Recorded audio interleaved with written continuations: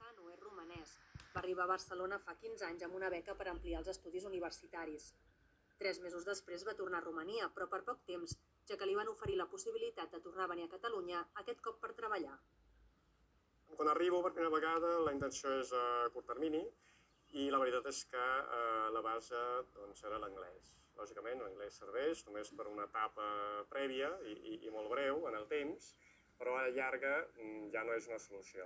Si no parlem el mateix idioma és difícilment concebible que arribem a un punt d'enteniment. Bé, vaig venir amb aquesta cosa a la ment. Quan, em quedo, aleshores sí que prenc la decisió per poder entendre'm amb la gent, d'aprendre en primer lloc el castellà. Després del castellà, el català ja va ser passuat amb oli. Però també aquí el que és molt important és que aprendre un idioma t'ha d'agradar. Si no t'agrada, si ho fas a la força, doncs lògicament no arribes enlloc. I la veritat és que jo vaig disfrutar i encara disfruto perquè considero que segueixo aprenent cada dia.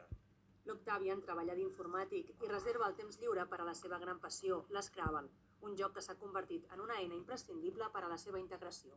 Tot el que s'aprèn jugant s'aprèn bé i s'aprèn, d'una manera que ja no te n'adones. Comences remenant paraules, buscant-les al diccionari, va ser una eina molt interessant i molt profitosa a l'hora d'aprendre el català. Què vaig fer? Doncs vaig aprendre paraules, per mera curiositat, perquè volia en primer lloc entendre què feia el meu contrincant. Em posava, per exemple, xiu-xiuesa. Sona una interjecció, una onomatopeia, però volia veure què significava. Doncs mirar el diccionari, veia tota la definició. I al damunt i al davall hi havia també d'altres paraules, encara més interessant potser, que tenia una sonoritat encara més curiosa. L'Scrabble al llarg del temps m'ha servit per moltes coses. M'ha servit per relacions sentimentals, m'ha servit per trobar amics. I per ser un dels impulsors de la Federació Internacional d'Scrabble en català i amb els anys convertir-se en el president. A Catalunya l'Scrabble oficialment va néixer l'any 90, però quan jo vaig arribar tot estava, en un estat molt incipient.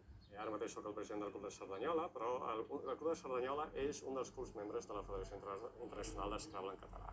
Aleshores vam ser 3 clubs que vam decidir que s'hi havia de fer alguna cosa més del que hi havia. Sempre hi havia grups, persones que reconeixien obertament que jugaven a l'Scrabble, però que sempre a l'intimitat. Sempre com si fos una cosa familiar, que era, de fet, però que no s'atrevien a sortir d'aquest àmbit. Entre el català i el romanès hi ha moltes paraules que o s'escriuen només de la mateixa manera, però volen dir coses diferents, o coincideixen tant per agafar l'ortografia com el significat. Casa, foc, riu, el substantiu. Aquí tenim tota una graella on totes les jugades tenen significats, tenen sentit en els 2 idiomes.